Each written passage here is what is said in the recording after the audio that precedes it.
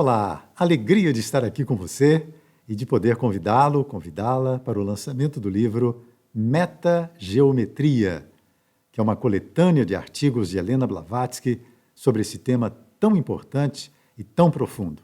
Então, há vários artigos nesse livro que versam sobre este tema, a geometria sagrada, a meta-geometria. Artigos que ela colocou em Easy Sem Véu, na Doutrina Secreta, nos Collect Writings, que é a coletânea de seus escritos, que são 14 volumes, na revista The Theosophist, enfim.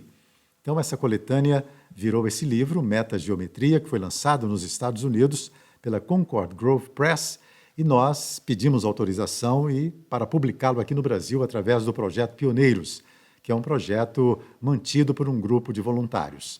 O lançamento será nesta sexta-feira, 8 de abril, 7h30 da noite, pelo link da Sociedade Teosófica Seção Nacional. Terá a participação de alguns convidados. O livro será distribuído pela editora Teosófica.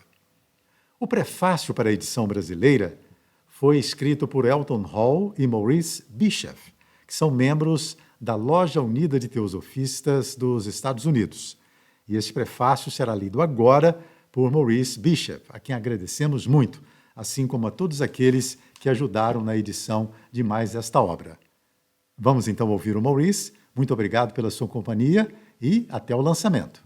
Greetings to all students of Theosophy from associates from the United Lodge of Theosophists in Santa Barbara. The United Lodge of Theosophists in Santa Barbara was founded by Sri Raghavan Iyer in 1969, and as part of that effort, a series of publications have arisen, and one of the publications is our topic, Meta-Geometry.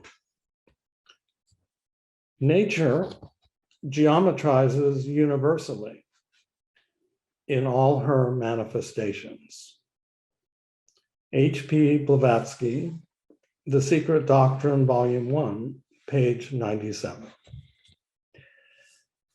In 1982, Professor Raghavan Iyer compiled and edited selections from theosophical writings on meta-geometry, 7 years after he founded the monthly journal Hermes in Santa Barbara, California. Meta-geometry is one text in a series that address fundamental ideas in theosophy by bringing together material that otherwise is scattered throughout various writings. Doing so aids the student in contemplating the profound inner meaning of many theosophical teachings.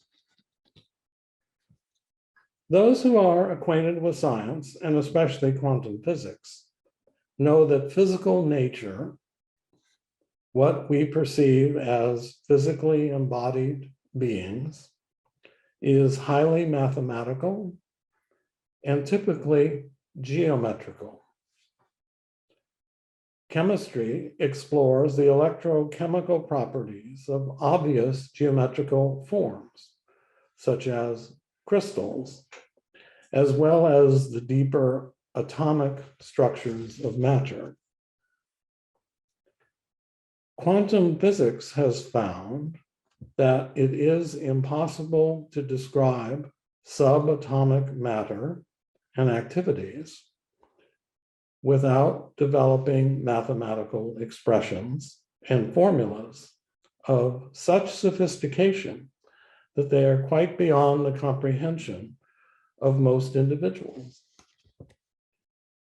Yet, quantum physicists declare that only such mathematics truly describe what is found in theories and experiments, and that ordinary language may intimate, but fails to express those discoveries.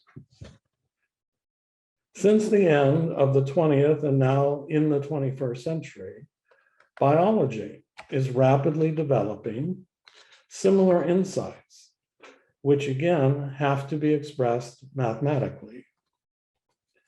The photosynthesis, which allows plants to absorb sunlight and convert it to nourishing energy requires quantum activity only recently detected.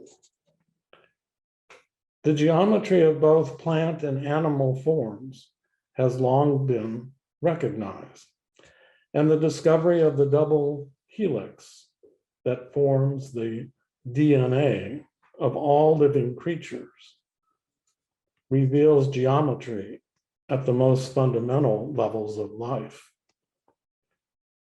And in the attempt to unite the theory of gravity as warped space in relativity theory with the forces in quantum physics, electromagnetism, and the strong and weak nuclear forces, various theories, suggestive but not yet proven, include one that finds physical space itself to be quantized geometrically.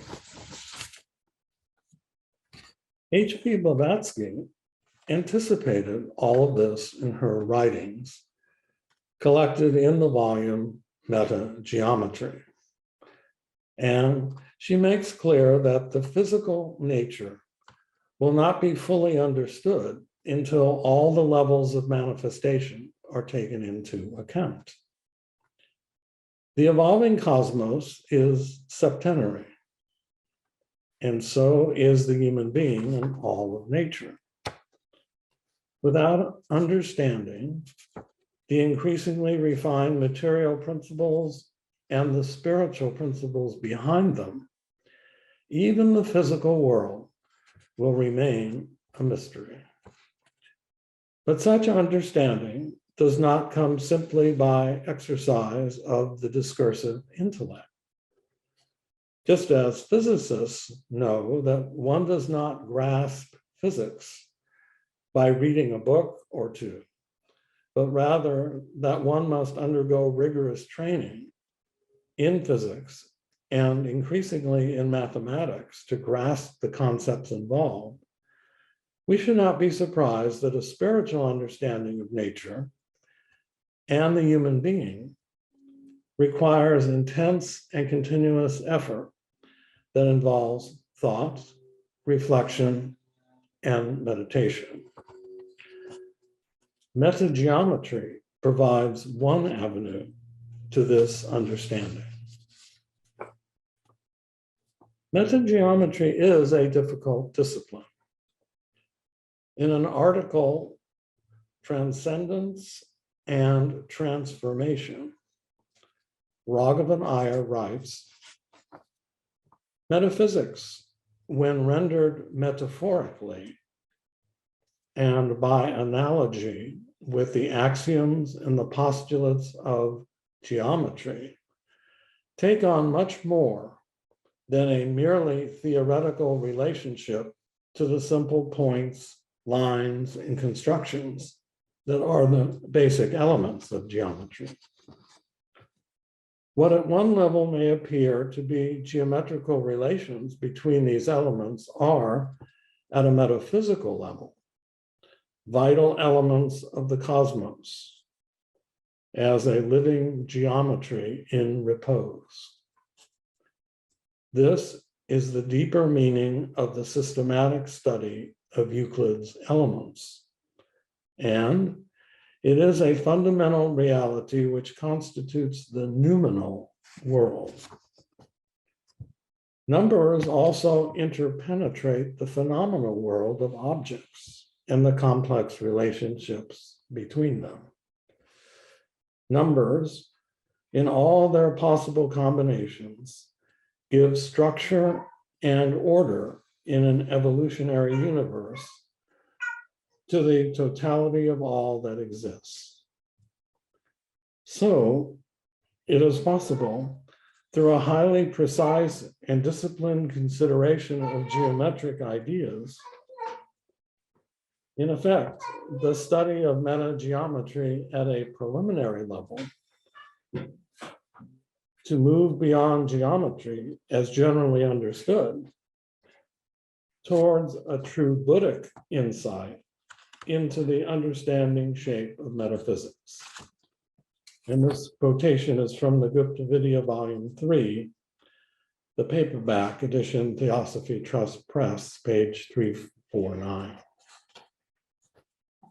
By drawing the teachings of meta-geometry together in one place, this volume allows one to focus on one's fundamental aspect of unfolding existence, helping to enhance one's thinking and enriching one's life through the realization of the inseparable connections between each human being and the whole of nature, from the ant to the cosmos and beyond.